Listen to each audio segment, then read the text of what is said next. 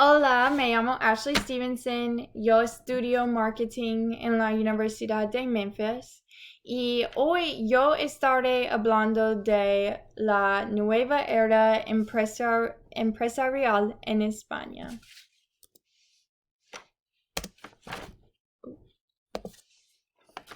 Ok, primero es muy importante entender la cultura española.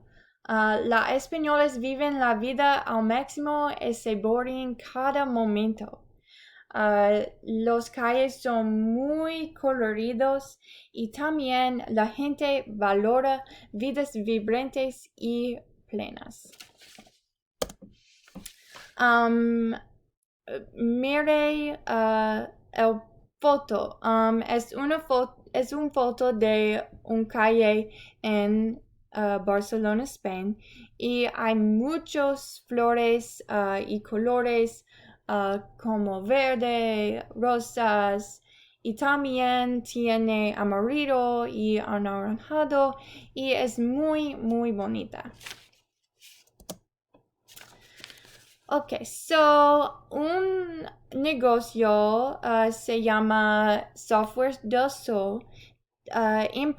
Implica un horario nuevo y es la semana laboral de 4 días que podría cambiar el mundo.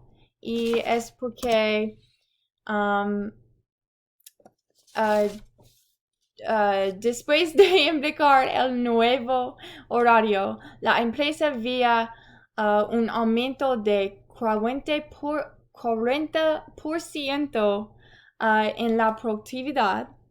También hay una disminución de 23 de la electricidad porque no trabajan en viernes y no hay más electricidad. También hay un 92 también 92 de los empleados son trabajadores felices y quiere trabajando ahí. Es muy bueno y sí.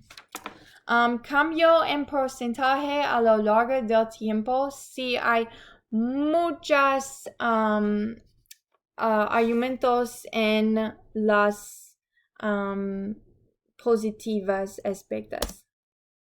Tienen más tiempo para relajarse y disfrutar de las tradiciones culturales. Pueden disfrutar de los árboles y también los animales en las montañas. Hay muchos museos y arte en España. Es muy, muy bonita y es muy importante que la compañera usan solo 4 días porque hay muchas cosas que vean en España. Y los empleados pueden vivir la cultura de España. Vive tu vida al máximo. Es muy importante. Gracias.